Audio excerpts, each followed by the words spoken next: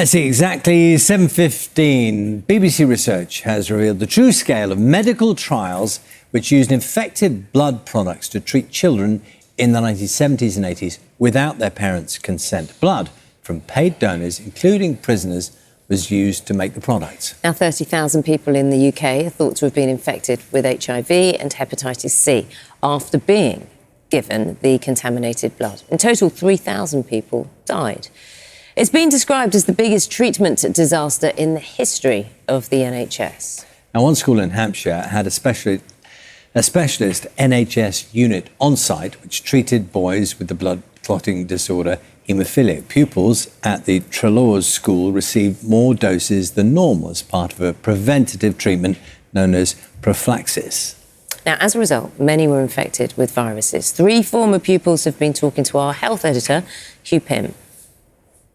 They had access to our blood, our veins, whenever they wanted it, and they exploited that. Every boy there was on a trial at some time or continuously from their whole period at the college, and that spanned 10 years from 75 to 85. How do you feel about that? When we went there in the mid-70s, we weren't on prophylaxis. We hadn't even heard of the word prophylaxis. It was sold to us saying, we've got these new products. If you're prepared to have an injection every other day, it'll make you fit. You'll be able to play more. You'll be able to go out more. You'll live a normal life. But our parents were never informed. There was just a change from having an injection when you had a bleed to you would have an injection every other day. And we accepted it. We didn't question it. We thought it was the norm. And it was the norm because we were all doing it. And what did they actually do? Was it repeated testing? It wasn't just what they were putting in, it's what they were taking out. You know, it was virtually equal quantities. They would give you a 60ml syringe of a product, and then 10 minutes later, they'd want to take 60ml out. I recall 2 lads being, they had so much blood taken out of them, up to a pint, I would say. I go size 60ml syringe after 60ml syringe. That wasn't normal. That wasn't the norm at all. One lad had so much blood taken from him that he was almost opaque. When we look back now, we think they're taking that out to see what that product has done to you. The more you had, the more risky it was. Is that part of your concern? Well, absolutely. I mean, I don't think there's any. I think every haemophiliac just about at Trelaws was infected with hepatitis C, non-A, non-B. I don't think hardly anyone escaped it. And then on top of that, you had HIV as well. If you could imagine being at a boarding school and being in the dormitories and you're reading in the paper about hepatitis and HIV, we'd all discuss it between ourselves. So there was a genuine panic. If we didn't go for our prophylaxis appointments, we would either get dragged out of school lessons because you'd missed your appointment, and if you did it so many times, you got black marks and things like this. Being called out of class for a blood test that I missed, and then another blood test that I'd missed. And when you're called out of class at that age, you feel punished, don't you? And of course, you've lost school friends on that. Must be very difficult. Yeah, it is. Lots of funerals, and I stopped going to them because I always sort of pictured myself one day there. So, you know, it was hard. 75 boys have died to date. We think of each other all the time. And the voices of the boys that are gone, and the families that have lost those voices of their children. See, we can fight for them, because they're not here now. So we have to fight for them. So we just, want to get to the bottom of it and do this because they can't, and get to the truth. Yeah, the truth. That's what it's all about. All about the truth you heard there. We're joined now by Richard Warwick, also a pupil at the same school and received infected blood as a child. Alongside him is the writer Cara McGugan, who has been following this story since the start of the infected blood inquiry, which was 5 years ago now. You're both very welcome here this morning. Richard, those 3 gentlemen we saw a moment ago, they were your childhood friends. You have a dreadful shared experience. Indeed, yeah. Gary and Steve were in the same year at school. And Ada was, I think, a couple of years ahead of us. And we were infected with hepatitis C B and HIV while we were at the college. And how old were you then? I started at the school at the age of 11 in 1976. We had various treatments given to us at the school, but we knew pretty much that behind the glossy pamphlets promoting the school, there was a sinister agenda at play, and that involved clinical trials and research at the school on the boys in cohorts. So you're very young. Yes.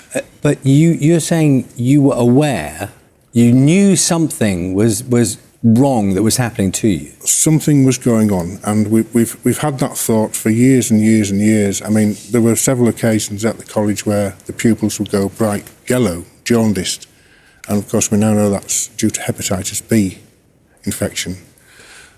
So yeah, it was a shock really to hear the evidence at the inquiry when it was revealed just what did go on at the school and the lengths to which they would go to enrol pupils specifically for using them in trials at the college to test for things like infectivity.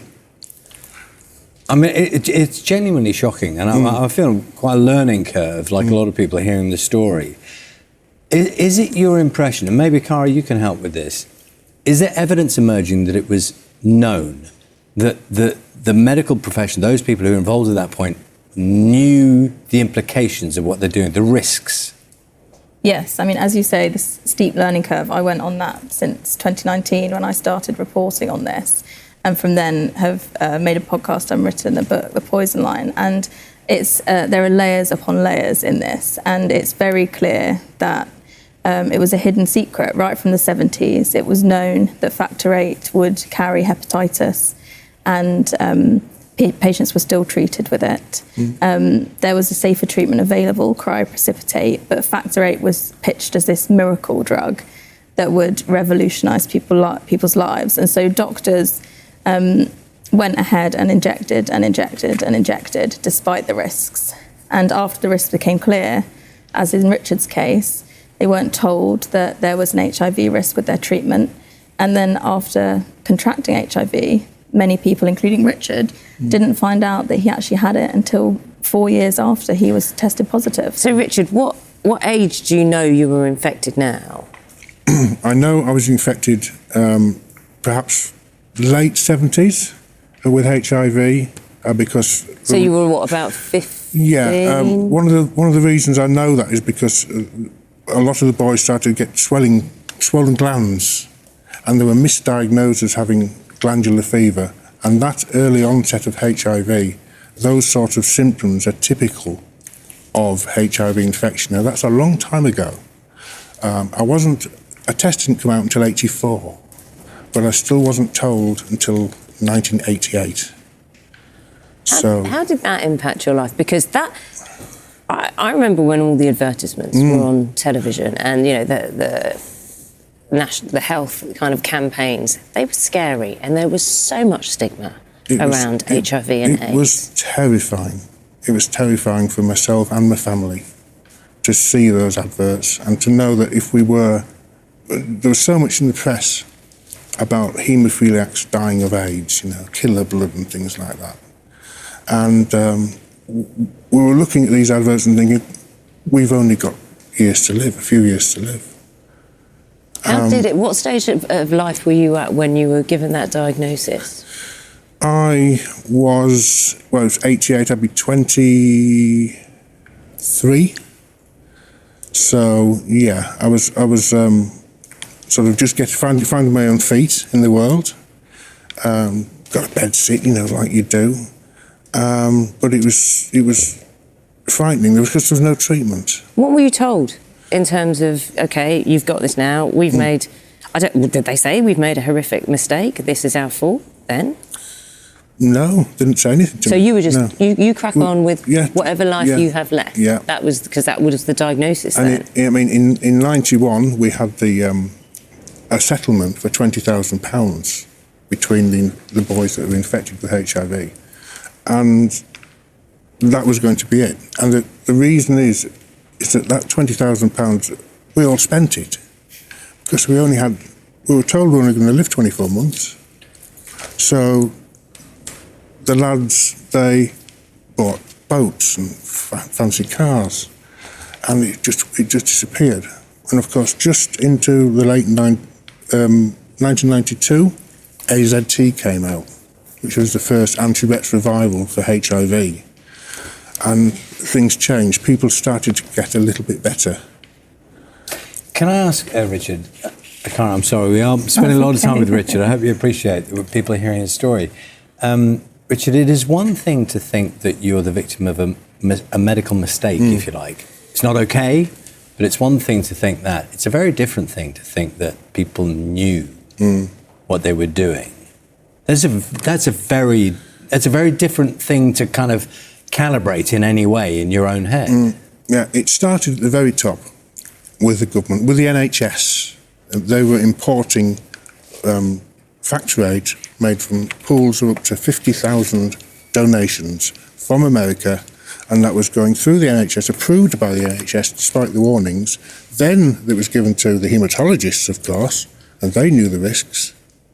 So it went, without interruption, it went from it being manufactured, collected from high-risk donors who were paid to give their plasma, through the manufacturing process, shipped to the UK and other countries through the haematologists who ticked it off, proved it, and then is injected into the veins of schoolboys. Cara, you were a human guinea pig, weren't you? Human guinea pig, yeah. There was a blatant disregard for the lives of those children at that college. To any haemophiliac that went down there, Treloar's was a research facility that just so happened to have a school attached to it. That's how cut and dried it was. Cara, Richard mentioned the £20,000 initially given. There is obviously a campaign now for compensation. The government has said this was an appalling tragedy. Our thoughts remain with all those impacted. We've consistently accepted the moral case for compensation, and that's why we've tabled an amendment to the Victims and Prisoners Bill, which enables the creation of a UK-wide infected blood compensation scheme, establishes a new arm's-length body to deliver it. When's it going to be delivered? Well, that's the million-dollar question, isn't it? Or pounds in our case. I think the government has been sluggish. So Brian Langstaff, the chair of the Infected Blood Inquiry, recommended last year, about a year ago now, that compensation should be set up. And the government has dragged its heels through the past year. And given the decades of pain and dismissal that victims and survivors have faced, there's a lot of worry that will it ever deliver? I think the inquiry's final report will be damning. It can't not be damning. And so hopefully the government will have to react to that. And that report is expected later this year in the autumn. No, it was expected in autumn last. It's May 20th, so a month today. Richard, have you ever had anyone say to your face, "We're sorry"? No, not personally, no. No. Even after all these years? No. There's been an occasion where Prime Ministers, I think Theresa May and Rishi Sunak have said across the dispatch box, they've muttered, this is a terrible tragedy that shouldn't have happened. Damn right it shouldn't have happened. But that is so hollow. It rings so hollow. There's nothing there. There's no substantive meaning to it as far as we're concerned. They're just reading a script. They're giving briefing notes and. We are out of time. How are you now? I mean, people having heard this, I know you have a long-standing conditions. How are you? I'm reasonably well. I'm obviously carrying a lot of survivor's guilt. I just hope that the families of the 75 boys that were lost at school, along with everybody else, gets the justice they deserve after all these years, nearly 50 years we've been campaigning. Well, we thank you very much for sharing your story for us. I know it's not easy; it's very, very important. Richard, thank you so much. Cara, thank you as well, and we will see what happens next. Good luck. Thank you. Thank you very much.